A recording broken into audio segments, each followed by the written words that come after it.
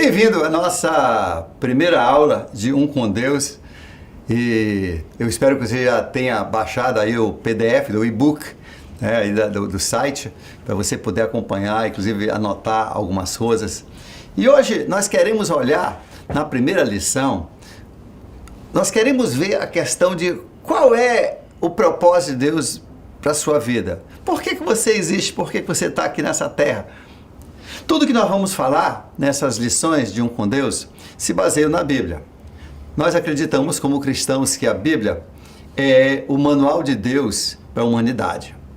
A própria Bíblia diz que Deus é revelado através da criação, da natureza, é revelado através de sentimentos e emoções que o ser humano tem, por exemplo, de justiça, quando é injustiçado. E a Bíblia diz que essas emoções, porém, e a criação não é o suficiente para revelar certos aspectos da natureza de Deus e o propósito de Deus para a nossa vida, como também o futuro que Deus tem para a nossa humanidade. Então nós vamos basear tudo aqui nessa palavra. Você diz, essa palavra é confiável? Certamente. Eu sempre me lembro da história de dois ateus, um chamado Josh McDowell, o outro Lee Strobel, que num período de suas vidas decidiram que iam comprovar que a Bíblia era uma fábula, que era só um livro de invenções. Ambos, antes de terminarem os seus livros, haviam se convencido que essa palavra de Deus é irrefutavelmente confiável. Nós não vamos entrar em profundidade sobre isso, porque não é o objetivo da nossa aula, mas toda a nossa aula vai se basear no que Deus diz ser o objetivo dele, o propósito dele, para eu e você nessa vida. Por que você existe? A Bíblia diz que Deus criou o universo e depois o planeta Terra como parte desse universo com a finalidade do ser humano. Ele, na verdade, Deus não precisa de nada disso, Deus não precisa, ele é autossuficiente, ele é todo poderoso, mas Deus queria amar. Parte da natureza de Deus é que ele é amor. E para amar, você tem que ter um objeto do seu amor, você tem que ter alguém para você amar. E Deus, então, ele planejou a humanidade para ser o recipiente, para ser justamente a pessoa que receberia esse seu amor. Por isso Deus fez o ser humano de uma forma muito especial, para que pudesse realmente perceber e entender como Deus é e pudesse ter essa comunicação e essa revelação dele, de quem ele é, como é que ele é, para poder haver um relacionamento. Por isso que Deus nos criou com os 5 sentidos com os quais nós podemos perceber tantas coisas, e nos criou com emoções, nos criou com raciocínio, nos criou, na verdade a Bíblia diz, na sua imagem e semelhança. Gênesis capítulo 1, versos 26 e 27 diz, na imagem de Deus ele nos criou, na sua imagem ele nos criou. Então nós somos, como o salmista diz, como pequenos deuses, e nós fomos criados assim porque Deus tinha como o seu objetivo para a humanidade nós podermos conhecer, ter um relacionamento, amar, ser amado por Ele, conversar com Ele. E é esse o propósito de Deus para o ser humano, do qual eu e você fazemos parte.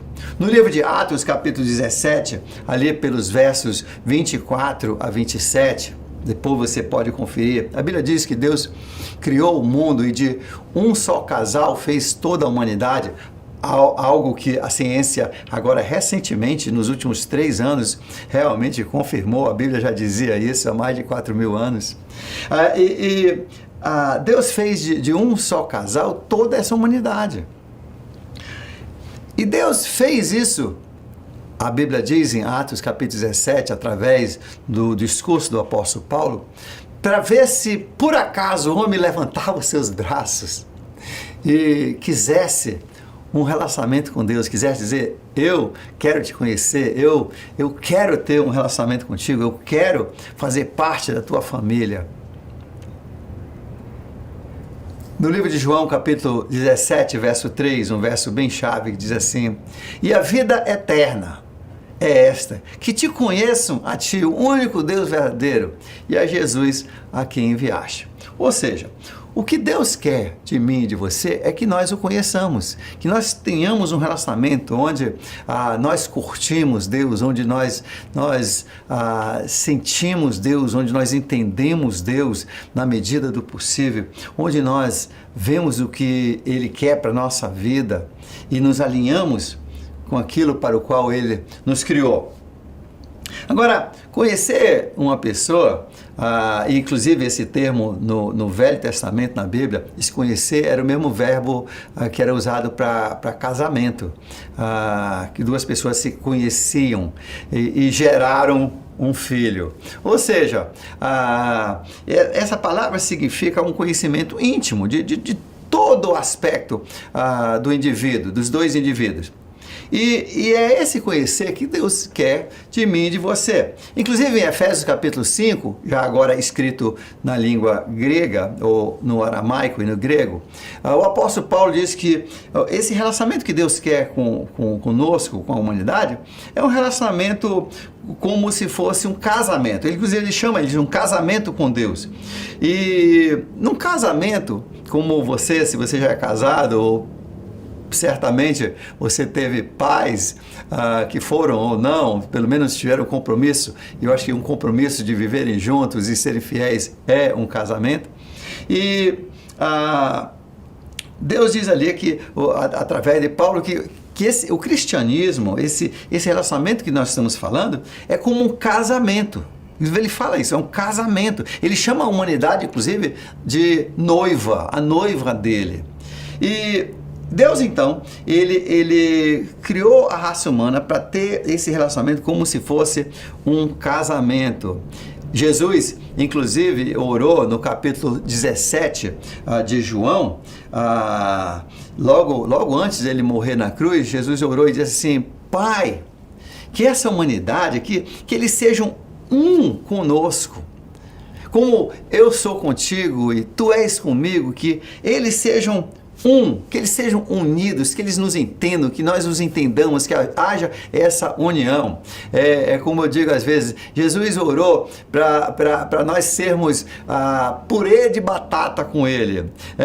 No purê de batata você tem várias batatas, mas uma vez ali amassada a batata, você não sabe, você sabe que tem ali uma ou duas ou três ou quatro batatas, mas você não sabe qual é qual. E assim Deus queria que quando as pessoas olhassem para você, eles vissem Deus. Quando as pessoas olhassem para Deus, eles pensassem em você. Deus quer esse tipo de união com você. Você tem esse tipo de intimidade?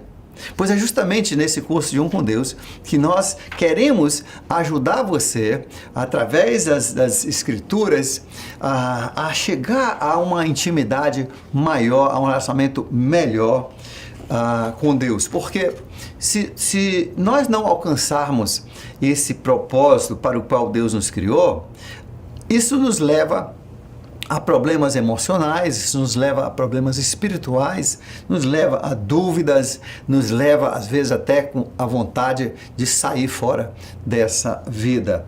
E não é para isso que Deus te criou. Deus, inclusive, prometeu que qualquer pessoa que realmente buscasse esse relacionamento, que quisesse, pedisse dele, Salmo 145 nos fala isso, e pedisse isso com sinceridade, Deus haveria de se revelar a essa pessoa. Então, durante esse estudo, o que eu sugiro a você, peça de Deus, com sinceridade, como diz o Salmo 145, verso 18, com toda a sua sinceridade, todo o coração, peça para Deus se revelar a você. E essa oração, Ele sempre atende. Bem, Nessa série de estudos, de aulas que nós vamos ter, nós vamos falar sobre essa união com Deus. E num relacionamento, assim como num casamento, você tem vários aspectos, né? Primeiro você vai conhecer um pouco a personalidade daquela pessoa, depois você vai conhecer idiosincrasidades, ou que a gente chama, né, no vulgar, de frescuras daquela outra pessoa. Nós vamos conhecer como aquela pessoa comunica, o que irrita aquela pessoa, o que alegra aquela pessoa. E depois você vai conhecer também coisas sobre o corpo daquela pessoa. O relacionamento é um processo em desenvolvimento. E assim também o nosso relacionamento com Deus vai ter vários aspectos. E nós, para o efeito desse estudo, vamos dividir esse estudo em 4 áreas de união. Primeiro, união de espírito, onde o Espírito de Deus e o nosso espírito vão se unir. Depois nós vamos falar sobre união de pensamento, onde nós aprendemos a pensar como Deus. O que Deus está pensando? Um casal, depois de muitos anos, um homem pode pedir para sua esposa, quando está no restaurante, se ela for para o banheiro, ele pode pedir o refrigerante que ela vai querer, pode pedir às vezes até o prato, e acerta na mosca. Por quê? Porque ele já conhece. E assim, então, nós vamos conhecendo os pensamentos de Deus, e também nós deixamos os nossos pensamentos serem conhecidos por Deus. Na terceira parte, nós vamos falar sobre o propósito de Deus para a minha vida, para a sua vida. O que Ele quer de mim? O que Ele quer que eu faça? Como é que Ele quer que eu viva? E na última parte, nós vamos falar de união de corpo. Porque Jesus disse que nós nos tornamos o corpo dele. E o que significa isso? E nós vamos então falar sobre isso durante essas lições. Porque todos nós queremos acertar o alvo de Deus. Eu me lembro na minha infância e adolescência, eu gostava muito de jogar dardos. Você tem um jogo de dardos, e esse aqui já está bem velhinho. E o alvo é jogar esse dardo e acertar bem aqui no olho do alvo. E assim também, eu espero que durante esse estudo você consegue acertar no olho o alvo que Deus tem para você. Na nossa, então, segunda lição, se você estiver acompanhando pelo e-book ou pelo PDF que você baixou, que diz assim, o ponto de partida, nós vamos falar sobre essa união do Espírito de Deus com o nosso espírito. Como é que isso acontece? Veja só, Deus então não precisava do ser humano. Deus é autossuficiente, mas Deus é amor, e Deus queria, como nós falamos há pouco, um objeto para amar e por esse objeto ser amado. E Deus então criou não somente um objeto qualquer, ou um animal qualquer, Deus criou o ser humano especial, totalmente diferente das outras criações. Ele criou, como nós falamos no livro de Gênesis capítulo 1, verso 27, ele criou a humanidade na sua imagem e semelhança. Ou seja, ele nos criou com emoções, ele nos criou com raciocínio, com um senso de justiça, o que é certo, o que é errado, essa parte moral. Ele nos criou com o Espírito. A Bíblia diz que Deus pegou o seu Espírito e soprou para dentro da raça humana, do ser humano, e este se tornou ser vivente. E como Deus soprou o seu, inclusive esse sopro significa, a palavra é espírito, tá? Ele deu o seu sopro, o seu espírito, e ele é a fonte de vida. Nós nos tornamos como ele, no sentido de sermos também imortais. Deus não tem início nem fim. A raça humana tem início, mas não tem fim. A raça humana é imortal. Ela vai existir para todo sempre. E é por isso que a Bíblia tanto nos alerta que nessa maravilha, dessa forma que Deus nos criou, há um risco muito grande, que ninguém vai deixar de existir. Então, se acertarmos o alvo, se acertarmos aquilo que Deus quer para nós vamos ser felizes para sempre. Mas se errarmos, nós continuamos também a nossa vida numa miséria terrível.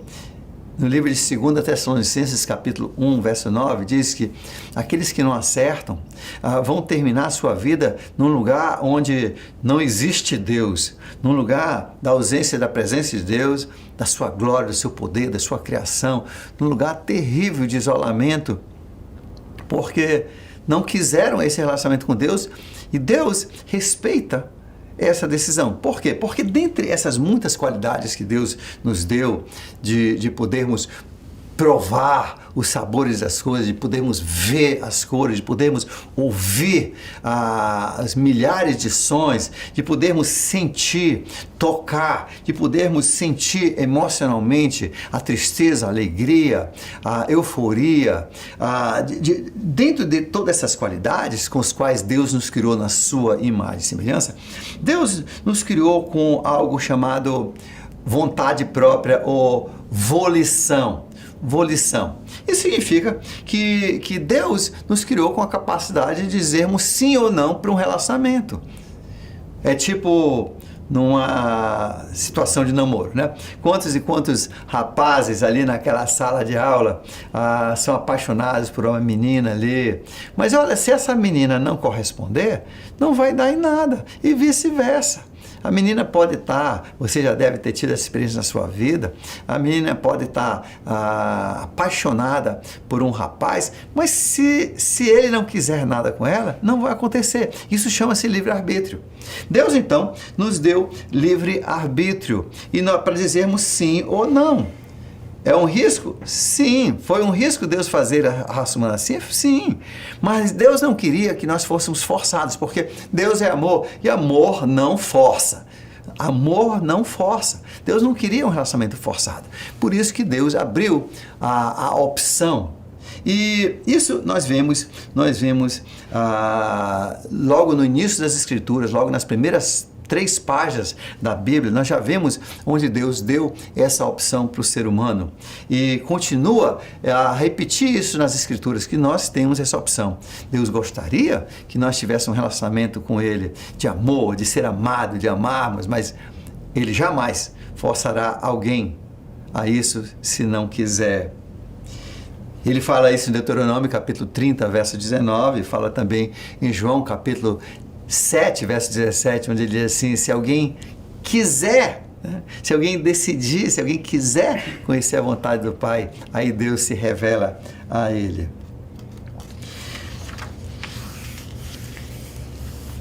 Nessa próxima parte da aula, eu vou fazer aqui um desenho que eu gosto muito e eu acho que ele se torna bem explicativo. E nós vamos desenhando e conversando sobre isso que Deus tem feito para nós. Deus, eu vou simbolizar aqui com esse triângulo, aqui eu vou colocar um D, representação, né, representa Deus, e Deus criou então o ser humano, macho e fêmea os criou. Ele chamou esse primeiro casal de Adão e Eva, o que significa homem e mãe dos seres viventes. E ele então, ele criou esses dois e criou em perfeição. Ele criou com completa perfeição. Mas lembre-se que eu falei que Deus deu a eles livre-arbítrio. Deus tanto queria que fosse livre-arbítrio de verdade, que ele permitiu a presença do arqui-inimigo, Satanás, o diabo, o dragão, como a Bíblia chama, tem vários nomes, e ele permitiu que esse viesse para a terra. Aliás, ele foi lançado para a terra justamente para haver uma liberdade real. Por exemplo, na Rússia, no tempo do comunismo, havia eleições, mas o problema é que só havia um candidato Que liberdade é essa? Então, Deus, além de dar a capacidade do ser humano escolher, ele deu também a oportunidade. Ele deu uma outra opção. E por isso, Deus permitiu aqui na Terra também, logo no início, ele já permitiu Satanás, que nós vamos simbolizar aqui por esse triângulo inverso aqui desse outro lado. Então, nós temos Deus, temos Satanás, e Deus criou o ser humano ali juntinho com ele. A Bíblia diz que Deus vinha todas as tardes no Jardim do Éden conversar, que era justamente o objetivo dele, de desenvolver esse relacionamento com a raça humana. Ali conversavam, riam, perguntavam, Jesus respondia, porque na verdade a Bíblia nos ensina que era o próprio Jesus que na verdade é o autor da criação, ele é quem realmente fez o homem. E as coisas foram bem por algum tempo, mas de repente Satanás apresentou uma segunda proposta. Ele apresentou a proposta dizendo assim: Deus está te enganando. Deus não quer que você seja tudo o que você poderia ser. Você poderia ser igual a ele. Veja só, a Bíblia diz que Satanás é o pai da mentira. Eles já foram criados na imagem de Deus. Não, eles não eram Deus, mas foram criados na imagem de Deus. E agora ele diz, você poderia ser mais. E aí vem algo que a gente vê na natureza humana. Às vezes eu vejo assim um milionário que já tem tanto dinheiro que na vida dele ele não consegue gastar tudo e ele ainda quer mais. É assim, Satanás começou pela mulher, a Bíblia diz, e convenceu que ela poderia ter mais, que ela poderia ser mais. E seduziu, na verdade, a mulher a dizer não para Deus, a desobedecer a Deus, a desobedecer o que Deus havia pedido. Deus só tinha uma regra. E a mulher desobedeceu aquela regra. E depois o homem acompanhou, porque o homem não queria ficar para trás. Ele, na verdade, gostava tanto da sua mulher, e nós vemos isso hoje, né? O homem, o que ele faz por uma mulher? O que ele não faz por uma mulher? Ele, às vezes, troca a sua carreira, às vezes ele joga fora a sua família, ele joga fora a sua honra, tudo por causa de uma saia, não é isso? De uma mulher. E assim também, nós vemos o poder da sexualidade já desde o início, e o primeiro homem, quando ele viu que sua mulher havia dito não para Deus e havia rejeitado Deus, ele, nessa confusão, ele foi para o lado da mulher e também disse não para Deus. Bem, por causa disso, conforme Deus já havia avisado, eles morreram. Mas é interessante que quando você olha no hebraico, ali certamente Deus disse, se comer do fruto dessa árvore, né, do conhecimento do bem e do mal, certamente morrerás. Na verdade, certamente vem a morte morrendo, né? Você vai morrer morrendo. O tempo do verbo ali é você vai morrer morrendo. Ou seja, não seria uma morte instantânea. E deixa eu falar por que Deus usou essa expressão, você vai morrer morrendo. Porque o ser humano tem 3 aspectos. Deixa eu desenhar aqui as 3 partes do ser humano. Você tem, primeiro, o espírito, que é a bateria, é a parte que nós ganhamos de Deus, é a vida. E segundo, você tem aqui, olha aqui, a alma. Nesse segundo círculo concêntrico, a alma, que são suas emoções, seus pensamentos, seu raciocínio, toda essa parte que acontece no nosso cérebro faz parte da nossa alma. E finalmente nós temos aqui, olha aqui, nós temos o corpo, que é essa parte física que nós pegamos, sentimos,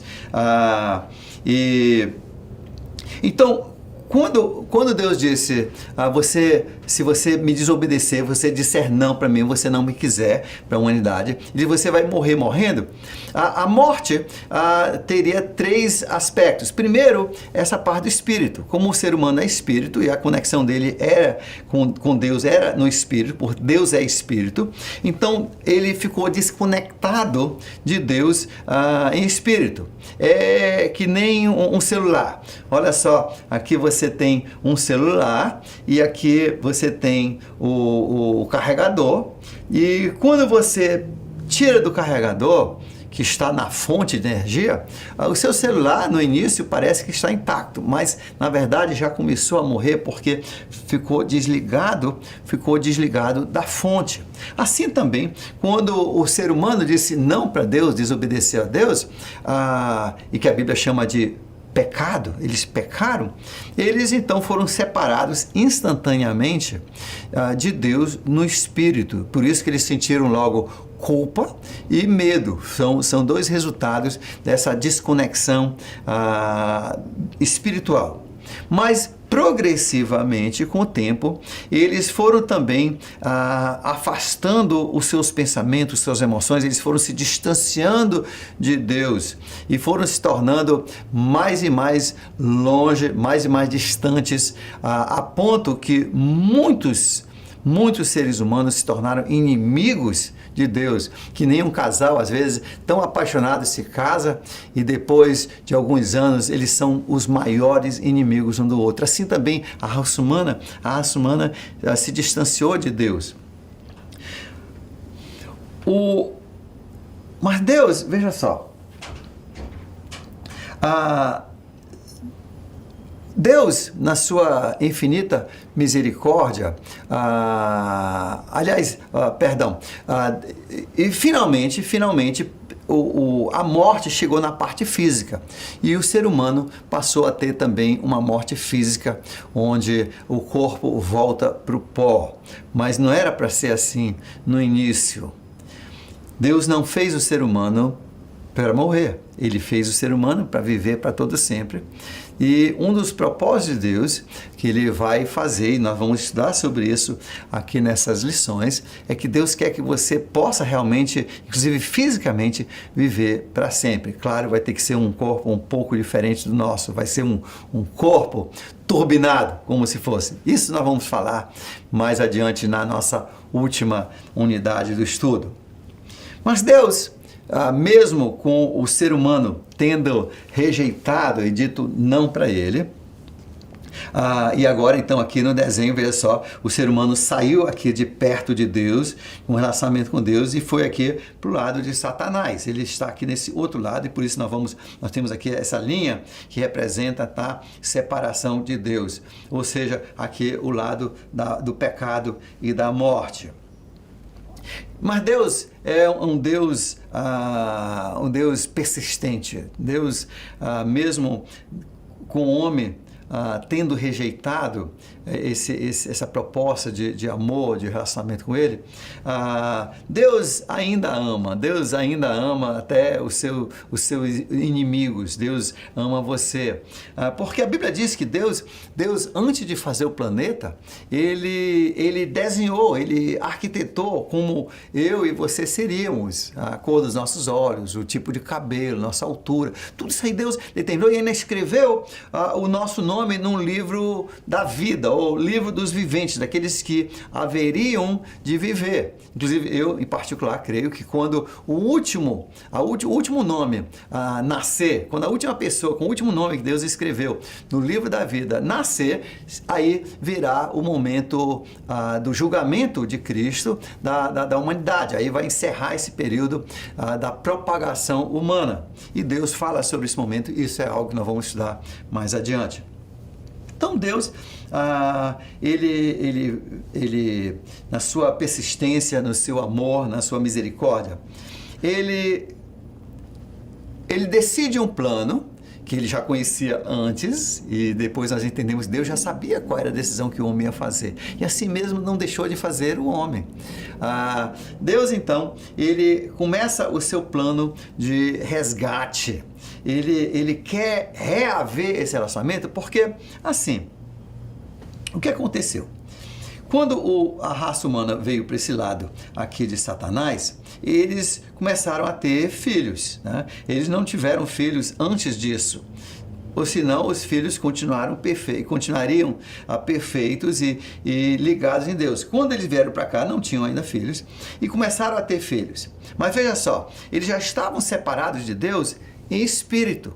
Então, quando esses filhos nasceram, nós vamos representando aqui pelas bolinhas, aqui, todos esses que foram nascendo, eles já nasceram desligados de Deus. É como se ele já nascesse um celular sem carregador. Sim, tem uma carga de bateria, uma vida só. E quando esse pifar, não tem mais serventinha, acabou. E eles então foram nascendo, aqui toda essa árvore humana foi sendo criada pela reprodução humana, mas toda essa raça humana estava afastado de Deus. A prova disso, a Bíblia diz, são duas coisas. Primeiro, essa tendência ao pecado já vem na nossa natureza. A criança, quando nasce, já vem, já inerente, tem essa natureza rebelde, uma de dizer não, de não querer o relacionamento com Deus, de brigar com as pessoas, já vem com isso. Olha só a prova. Uma criança antes mesmo de falar, ela já engana, ela já mente. Por exemplo, a criança quer colo. A mãe quer um pouquinho de descanso e ela coloca a criança lá num berço. E aí a criança dá aquele choramingado, né? aquele chorinho. Aí a mãe sabe que aquilo é só mania e ela deixa lá. Aí a criança, de repente, ela dá aquele berro de cólica. A mãe vem correndo, achando que alguma coisa aconteceu com o filho, que está acontecendo com o filho. E ela pega o filho. Quando pega o filho já para de chorar e sorri. Né? Por quê? Porque a criança ainda não se tornou um mentiroso profissional. Isso aí só quando a gente se tornar adulto. Né? A criança não sabe que você ainda tem que continuar um pouco fazendo teatro. Né? E assim, também, por exemplo, a mãe diz para o filho, filho, olha, não toque nesses biscoitos. Esses biscoitos são para sobremesa. É hora da merenda, nós vamos pegar esse biscoito. Aí aquela criança de 2 anos bota uma cadeira em cima da mesa, ela sobe ali, 2, 3 anos, sobe e vai pegar aquela bolacha, tá escondida lá em cima onde ela viu a mamãe botar. E quando a criança ainda não sabe que as ondas sonoras carregam, né? E que a mãe ouve abrir ali aquele papel celofane que faz aquele barulho. E a mãe vê que a criança está abrindo ali o pacote, e a mãe vê, o que você está fazendo? E o que a criança fala? Pra ti, mamãe. Ela pega aquela cabeça, ela aprende a enganar, a mentir, ela bate, ela morde. Aonde é que a criança aprende isso? É o pai que ensina isso? É a mãe que ensina? Não. Isso vem de dentro, a Bíblia diz. Isso é prova de que nós já nascemos separados de Deus em espírito.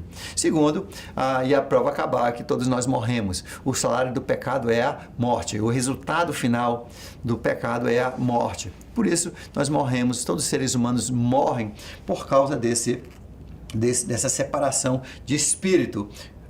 Que nós mostramos aqui nas bolinhas. Veja só, então o espírito, aqui com esse X que eu vou colocar, ficou separado de Deus.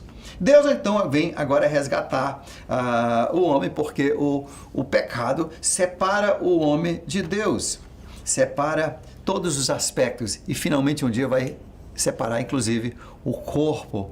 A Bíblia diz naquele versículo que eu citei há pouco, num lugar onde não existe Deus, nem sua glória, nem seu poder, nada de Deus naquele lugar, o ser humano vai ser colocado. Aquele ser humano que não quis nada com Deus vai para aquele lugar.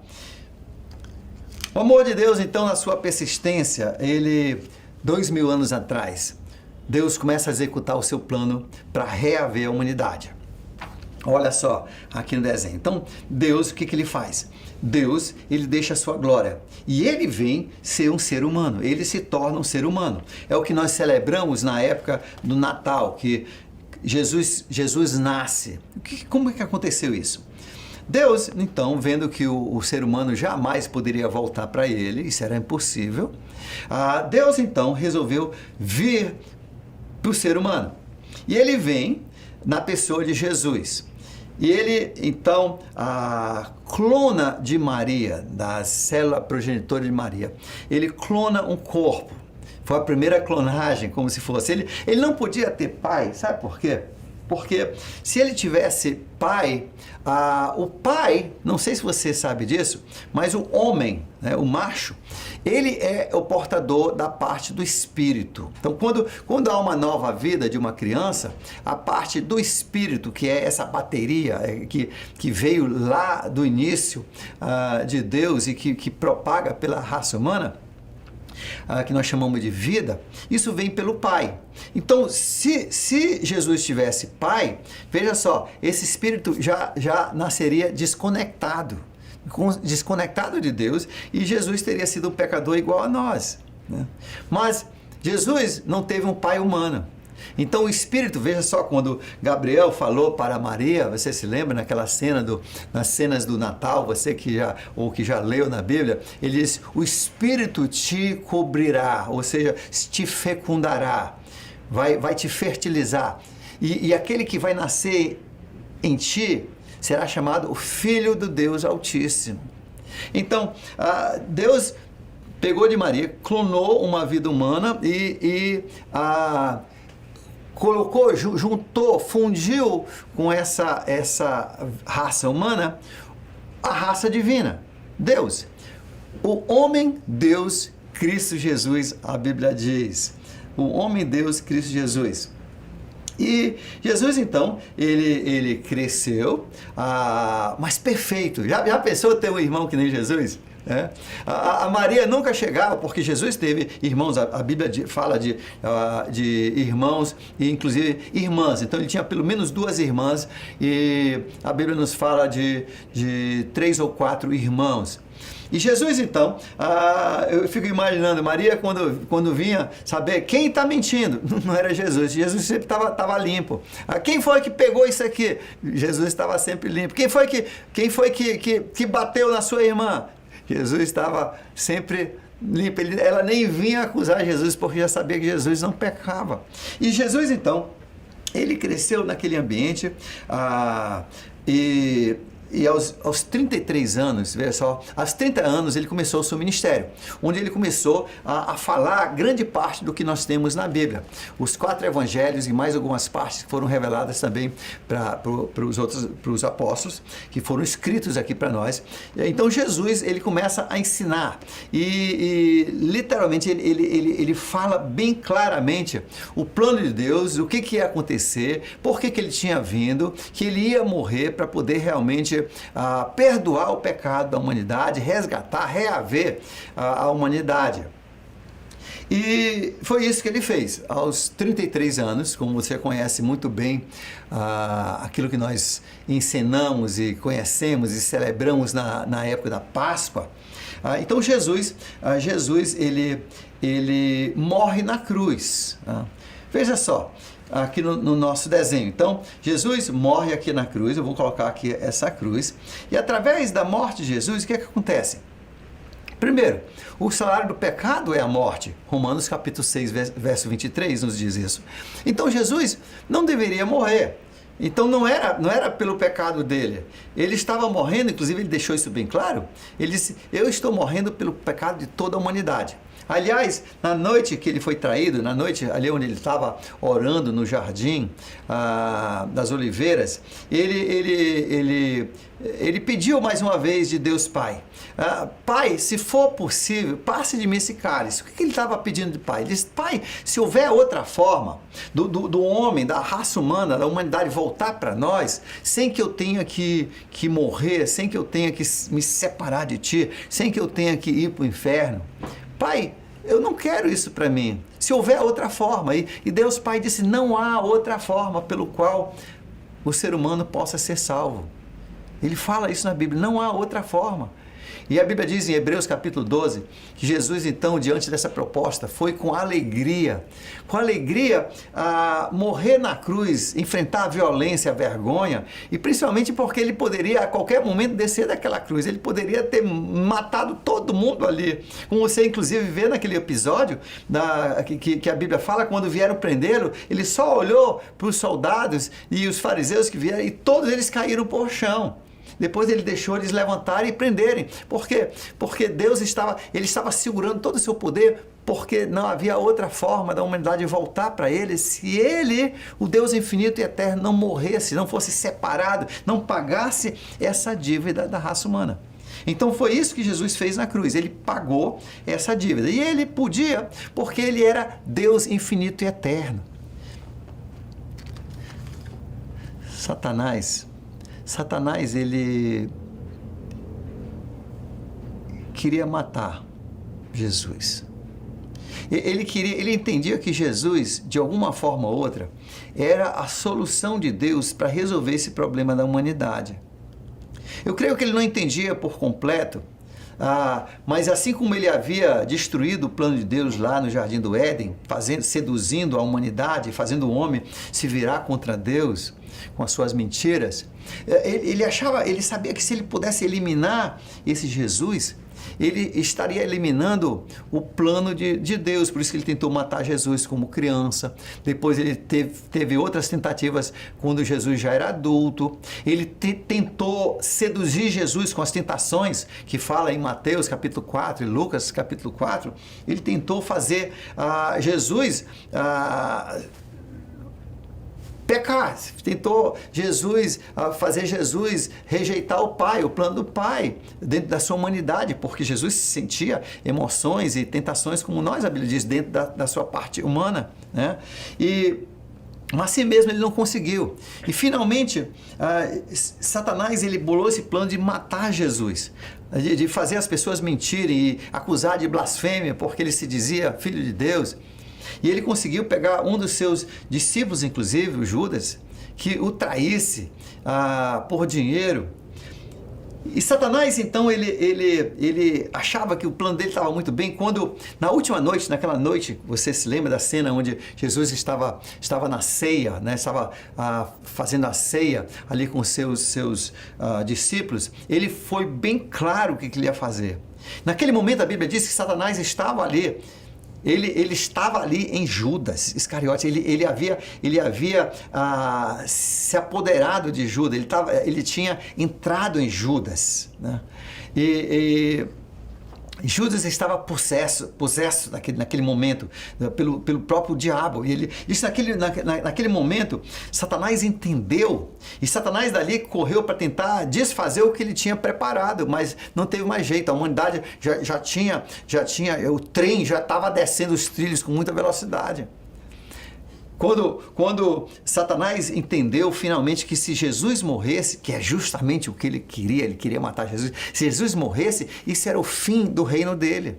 E ele então começa a tentar reverter o quadro, ele manda um sonho, ele vai num sonho, ele fala com a mulher de Pilatos, ele não mate esse homem. Realmente Satanás não queria mais que Jesus morresse, porque aí seria pior para ele, porque ele ia perder a humanidade.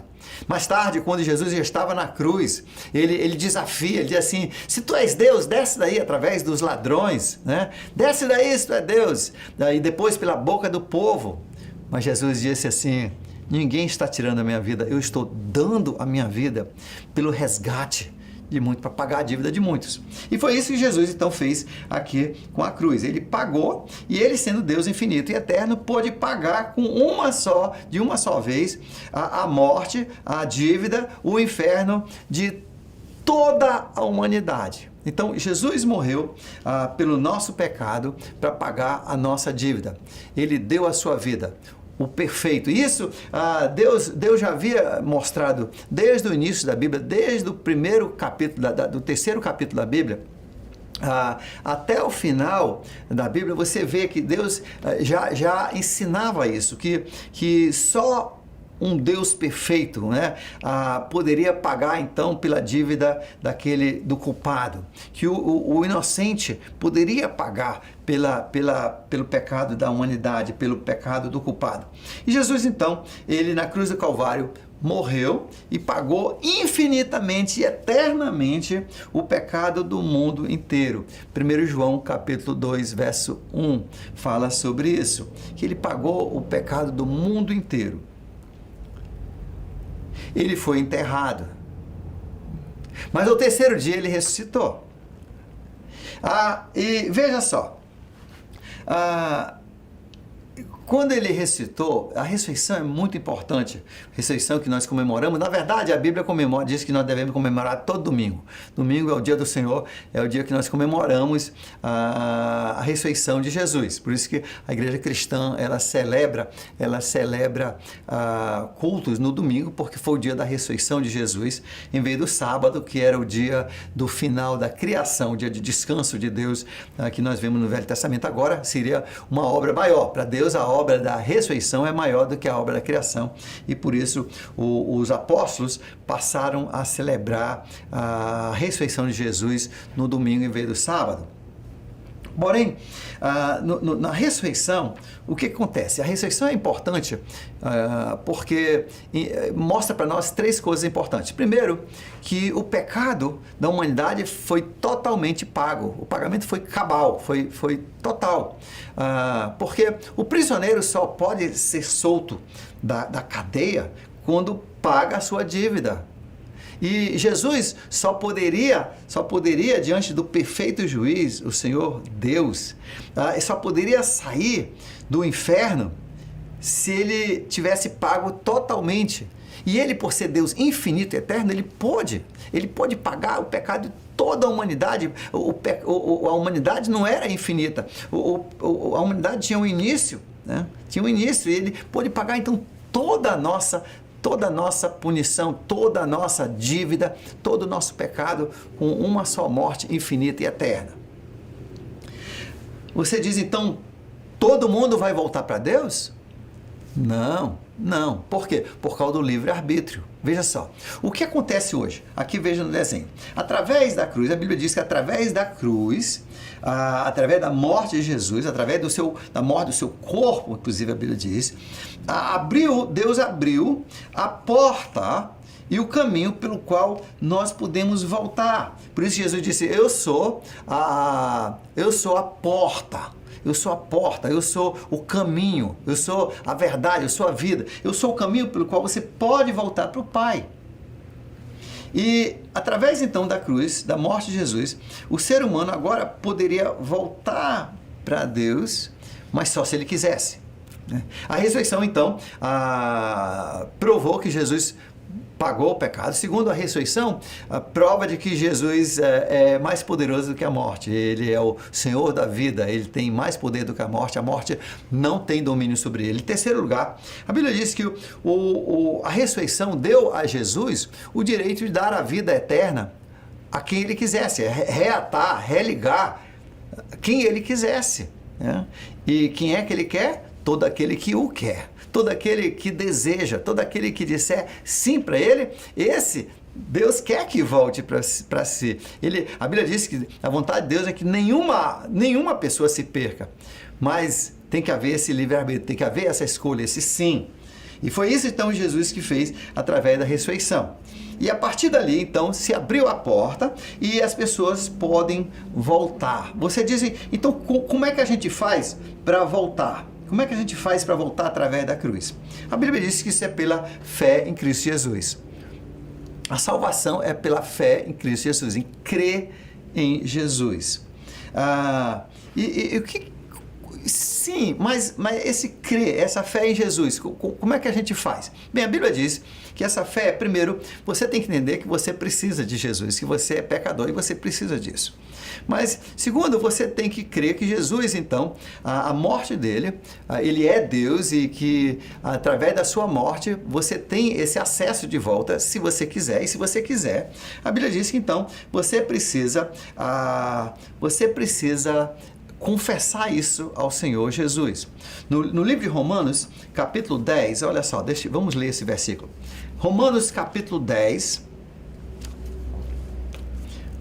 versos 9 e 10, diz assim, se você confessar com a sua boca que Jesus é Senhor, e crer, olha, fé, crer em seu coração que Deus o ressuscitou dentre os mortos, você será salvo.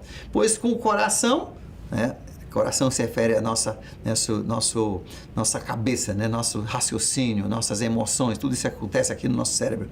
Se com o teu coração você crer para a justificação, para você ser salvo. Mas com a boca você confessa para a salvação. Então, o que acontece? Deus diz que você precisa, sim, crer em tudo isso que Jesus fez, e talvez você já acredita nisso há muito tempo. Mas não basta isso, porque a Bíblia diz que os demônios também acreditam em quem é Jesus, mas eles não podem voltar para Deus porque não existe o último elemento dessa fé, o elemento da fé que diz assim, eu quero isso. Você tem que dizer para Deus, Deus não vai forçar isso em cima de você. E não pode pai forçar isso em cima do filho, não pode mãe forçar isso em cima dos filhos. Tem que cada um, no momento que ele entende a sua necessidade de salvação, dessa necessidade de voltar para Deus, a Bíblia diz, então, você como indivíduo, você tem que decidir e dizer para Deus, Deus, eu quero isso, eu quero voltar para Ti, eu creio no que Jesus fez e eu quero isso para a minha vida, eu quero que Tu sejas meu, veja só o que ele diz, confessar Ele como Senhor, como chefe. Você tem que dizer, Deus, o primeiro casal não te quis, eles não quiseram te obedecer, eu quero te obedecer. Jesus disse em Lucas capítulo 11, verso 13, que qualquer pessoa que fizesse essa confissão, qualquer pessoa que falasse isso para Deus, com toda sinceridade, Deus jamais deixará de atender o seu pedido e o milagre da salvação vai acontecer. Isso pode acontecer hoje na sua vida, mas você tem que confessá-lo como o Senhor. Você tem que crer naquilo que Jesus fez, quem que Ele é, tudo que Ele fez, mas você tem que confessá-lo como o Senhor. Você tem que dizer, Deus, a partir de hoje, é você que manda. O primeiro casal disse, tu não vai mandar em nossa vida. Os judeus disseram, nós não te queremos como nosso rei, não queremos que você mande nossa vida. Você tem que dizer o oposto, você tem que dizer, Deus, mas eu te quero em minha vida, eu quero que tu mandes em minha vida, eu te quero como meu Senhor. Vamos baixar nossa cabeça só por um instante. Se você nunca tomou essa decisão, você precisa. É assim que você vai se reconectar, a Bíblia diz, é assim que você vai se reconectar com Deus. Tire um minutinho para você falar para Deus nas suas palavras, que você acredita nessa história de Jesus, em tudo que Ele fez.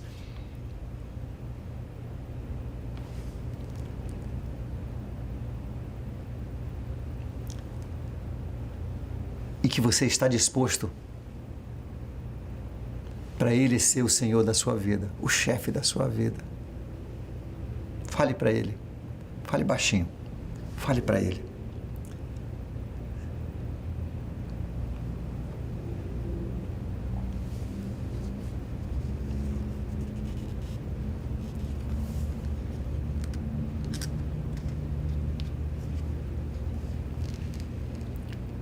Pai, eu peço que ouças as orações de cada uma pessoa que sinceramente está te pedindo isto.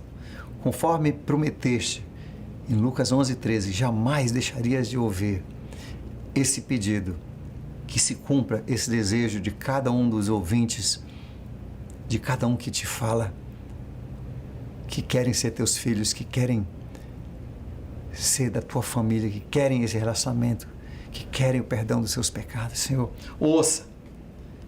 E muito obrigado, Senhor Jesus. A Bíblia diz que no momento que você tomou essa decisão, várias coisas aconteceram. A coisa mais milagrosa, Efésios capítulo 1, verso 13, diz que no segundo que você fez esse pedido, sinceramente, o Espírito de Deus, o Espírito de Jesus, Gálatas capítulo 4, verso 6 diz, o Espírito de Jesus que morreu na cruz e ressuscitou, entrou no seu espírito, se reconectou no seu espírito. Agora você tem a vida, você está ligado de novo na fonte da vida que é Deus. E assim como, você se lembra que eu falei, você vai morrer morrendo, agora você vai viver vivendo. Você se reconectou e agora as coisas vão começar a mudar. Você vai começar a mudar seu modo de pensar, suas emoções. E um dia a Bíblia diz que o seu corpo vai mudar e você vai ter um corpo incorruptível. 1 Coríntios capítulo 15 fala muito sobre esse novo corpo, como é que vai ser? Vai ser um corpo igual o corpo ressuscitado de Jesus, que não sofre mais o problema do tempo, não sofre mais a deterioração, não sofre mais as enfermidades, é imortal, né? Tudo isso aí vem, você vai vivendo a progressão, mas tudo aconteceu quando você pediu de Deus e o Espírito dele entrou em você e ele diz mais, que ele nunca te deixará, nunca te abandonará. Isso nós vemos no livro de Hebreus, capítulo 13, verso 5, e Romanos, capítulo 8, verso 1 diz, já não há mais condenação para você, porque você agora está em Cristo Jesus. A lei do Espírito da vida te livrou da lei do pecado e da morte. Você agora é dele, você é dele. E por causa disso, todas as outras coisas vão acontecer. Um dia, Deus vai renovar essa terra. E pelos sinais daquilo que ele tem profetizado, esse tempo está próximo. Ele vai recriar e tirar Satanás, todos os demônios, e a Bíblia diz, infelizmente, todos aqueles que seguiram Satanás. E ele vai recriar, ele vai reformar essa terra completamente e vai colocar a sua capital, a santa cidade, como a capital desse mundo. E você, por causa dessa decisão que você tomou hoje, juntamente com todos os outros seres humanos que também tomaram essa decisão, vão viver para sempre com o Senhor Jesus Cristo. Que Deus lhe abençoe na sua decisão. E agora você vai poder acompanhar num grupo de estudo, tá? Para fazer perguntas, alguma dúvida que você tiver, tá? Se inscreva nesses pequenos grupos, vão ser muito bom para você. E até a nossa próxima aula. Que Deus lhe abençoe.